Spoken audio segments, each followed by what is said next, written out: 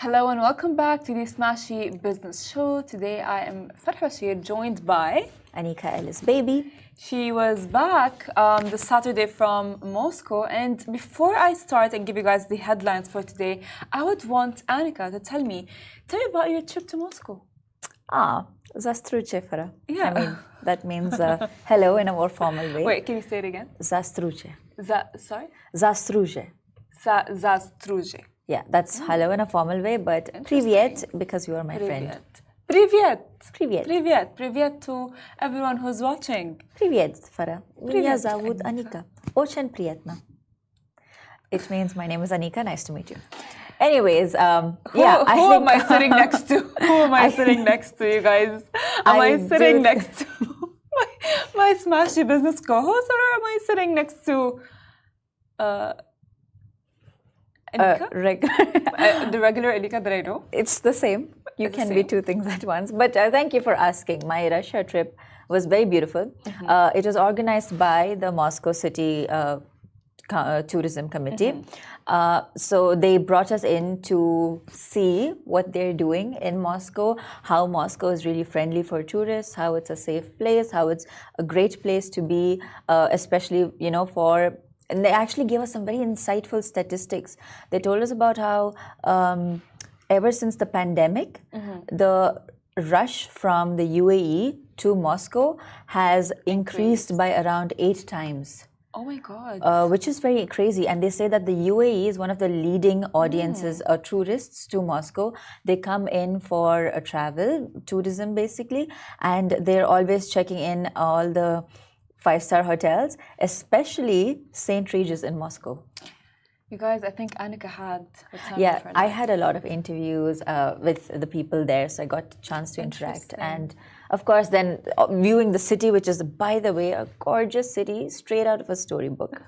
But interesting. So I could make this whole show about it. Literally, but let's, we can. So let's, you know what, we can have a different episode and talk about let us know if you want a Anika's special segment on Moscow trip. But let me tell you the stories for today. So Dubai's $6.8 billion initiative aims to attract, hold on to this number, $177 billion investments by 2033. And as well, UAE economy is set for 4% growth in 2024 amid global economic uncertainties. And later on, we are going to be talking about, we're going to be stepping away from UAE. Saudi Aramco awards $25 billion contract for gas expansion. Great numbers, Anika. Great numbers. Great numbers. Very exciting news for the GCC region. Yes, it is.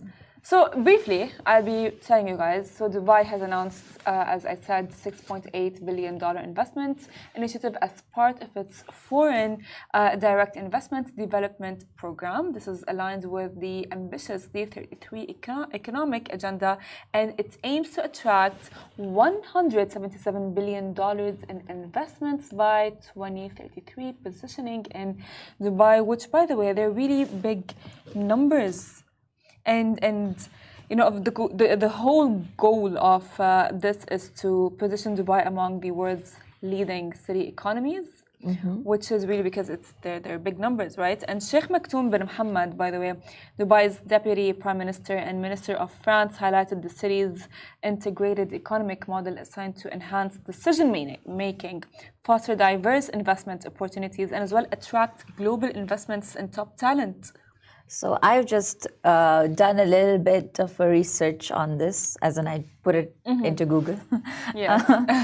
So this program is actually a part of Dubai's D33 economic agenda, which this agenda is all about doubling the size of Dubai's economy to reach 32 trillion dirhams by 2033. Very ambitious. But if I was Dubai, I would have done a 33 trillion dirhams by 2033, because just for the number. But that's just me. It step by step. I would assume, guys, Anika is the kind of a person that she either goes hard or goes home. Yes, but this initiative, it plans to support 30 private companies to achieve unicorn status. That means worth over $1 billion. It's supposed to support the growth of private companies through business incubators with 400 of the most promising identified. And they want to make Dubai a global digital economy leader. This is which is basically the fastest growing, the most attractive global business center, a center for sustainability, economic diversification, and just a place for talented citizens and unicorn businesses. I think this is just yet another push for the economy of Dubai, to help boost the economy and to make Dubai like a global business hub, which has always been the aim. So as people who've been in Dubai for a long time and have seen the change, it comes as no surprise. You guys, that's the thing, that's what I try to say that all the time. It's that if you have been living in Dubai for so long, you must have seen the growth of Dubai, like regarding a lot of things, and the economy is the biggest thing. So like for all of like mainly, I would say a lot of businessmen do aspire to come to Dubai to begin their business and invest 100%. here. And this has been the story of Dubai since the very beginning. Since Dubai was formed, there were businesses. It was always about businesses. They always did things to attract traders. In fact, initially in the history of Dubai, traders used to go to like Iran or so other countries in the region to do trade. And that's when the UAE or Dubai specifically was like, okay, how do we attract them to come to our shores instead? And they removed tax. That's true. So, and they've kept that till now, like except for the corporate tax that has just started. And that's why, by the way, like, sorry to cut you off, but like that's why we talked about, I think last week before your travel, about how millionaires, they're attracting millionaires to come to Dubai because not only because they want to get people, but because it will be boosting the economy. 100%. Exactly. And by the way, alongside to all of that, like the whole thing is going to be employing over 33,000 performance indicators. They want to track Dubai's economic progress and they want to align it with the city's strategic goals, which we all know boosting the economy and as well.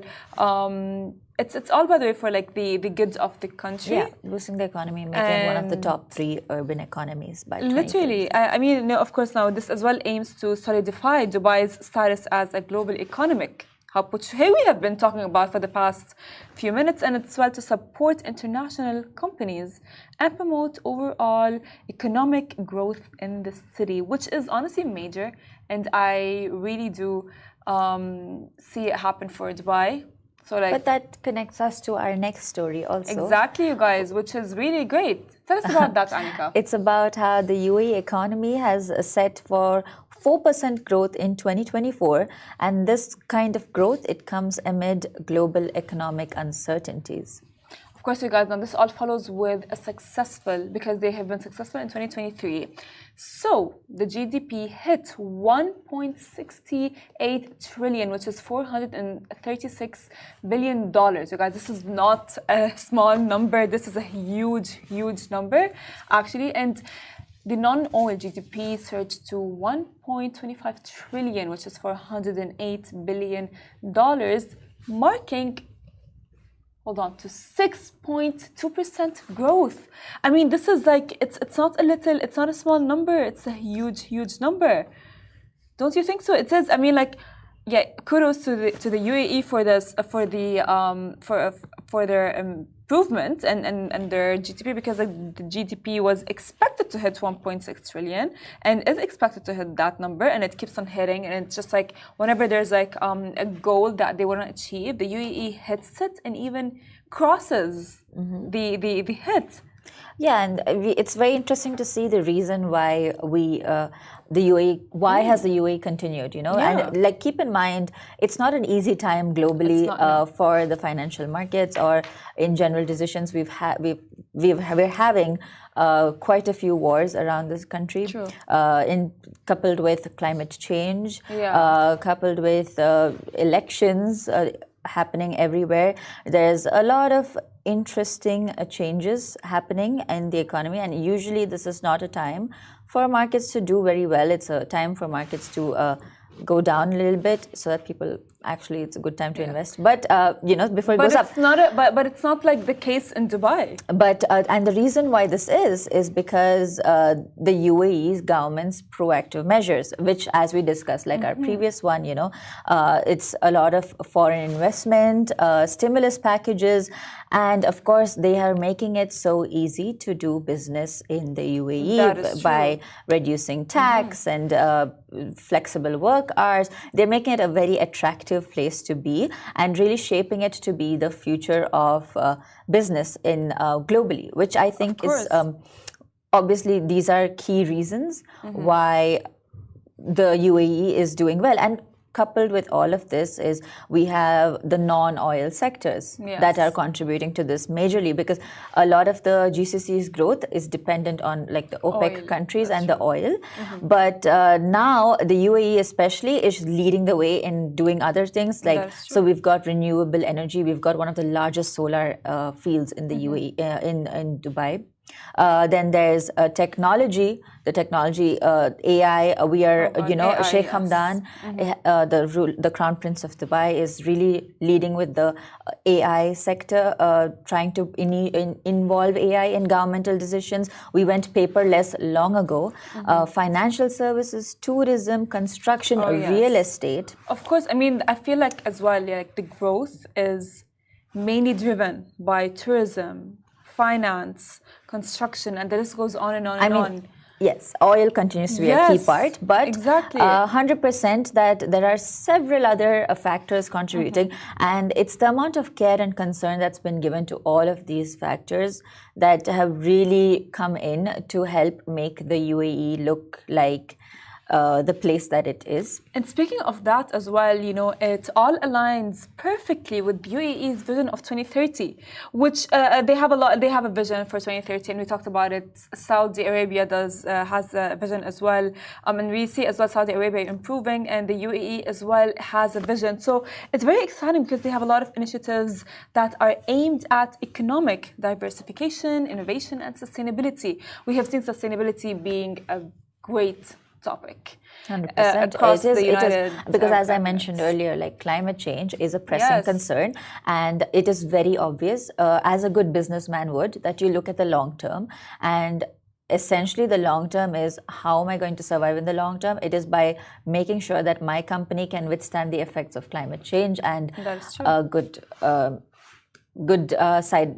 side note for that is you have to look at sustainable measures to keep it running, and I think that's something that the UAE is doing. That is true. But you mentioned Saudi, and let's jump into our next story. I mean, the Gulf is like winning at this point, but as Annika said, let's talk about Saudi. Let's give Saudi a bit of love.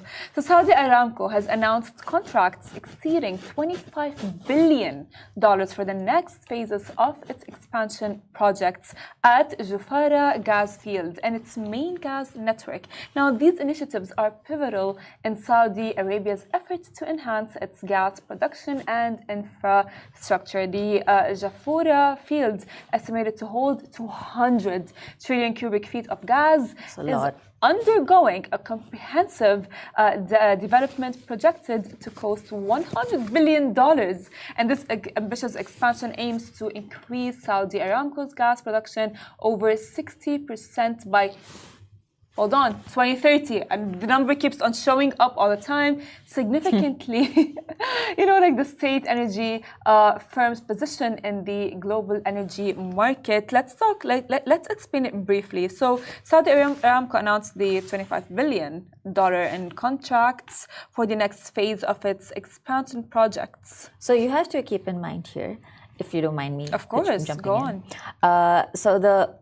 This Jafurah gas field is Saudi Arabia's largest unconventional gas field, and this is maybe one of the few that's not linked to oil. So in some ways this is a shift, because Saudi, which used to be very oil dependent, is now jumping into gas, which in some sense is also greener. So that's an interesting thing. And Aramco is obviously going to increase production from the Jafurah gas field to 2 billion standard cubic feet, as you mentioned, the big numbers, and this is all set to become a main network for their gas production. Because they're going to add 4,000 kilometers of pipelines to increase the network's capacity. And yeah, the companies that they've signed deals with and contracts with are companies like Hyundai Engineering and Construction and Sinopec. As well, speaking of that, sorry to cut you off, but because you said about companies that they signed contracts with, yesterday I sat here with Richard, and we spoke about the deal that they have signed with Geely. Because you know, like they are all looking towards cars that are electric and sustainable and better for the environment, because all of these are, I would say, factors that countries are looking to implement by the great number, which is 2030, and everyone is like really looking forward for it, including I am really looking forward for it, because at this point Saudi Arabia and the UAE are really so keen on 2030, which is exciting. I think it's interesting. I wonder if after 2030, right now I know that it's more support and more like let's build. But once 2030 hits and like targets are being achieved and so on and so forth, I wonder if the competition if it will become competition and if it will become extremely cutthroat. Which will then be very interesting. Haven't we talked about how Saudi wants to be like Abu Dhabi and Dubai? Yes. Remember, you and I sat here and we talked about it, and it's like it just like shows me, it boggles my mind, like really at this point Saudi Arabia, Dubai and Abu Dhabi, and both of them are actually, you know, they have the same structure, which is environment, economy, tourism, and you know, like the it's just like the equation is the same. However, we're just like waiting for the output in 2030. Yeah, and you best bet that there are some great moves being made by either governments. Very interesting stuff to stay tuned for. But either way, both are shaping up to be great business hubs. Exactly. So this is a good time for entrepreneurs. Exactly. It's a good time to be starting up your own thing, especially for entrepreneurs with a more liberal mindset, because let's face it, a lot of people in the West still believe that the Middle East is not the place to be. Yeah. But it definitely is, you guys. I mean, but like those who are open to it and those who have that real sense of open-mindedness can know that this is a promising up-and-coming region. And Agreed, you guys. Great moves to be made. Well, on that positive, uplifting note, this brings us to the end of our show for today. Stay tuned tomorrow, same time, same place. Goodbye. Bye.